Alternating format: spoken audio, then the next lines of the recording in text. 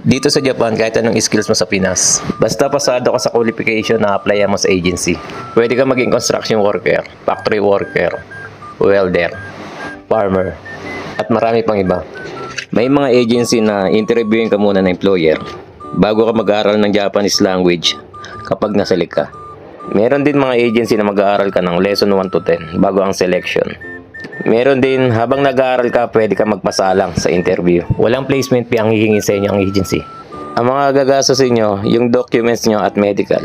Yung mga pamasahe nyo papunta sa agency. Kung malayo kayo, tulad sa mga taga-probinsya, maaari kayo mag-dorm para di magastos. Dahil mag-aaral ka ng Japanese language, 4 to 5 months. Pero depende pa rin habang hinihintay yung visa nyo. Pag mag-aaral na kayo, pakiusap, pag-igihan nyo.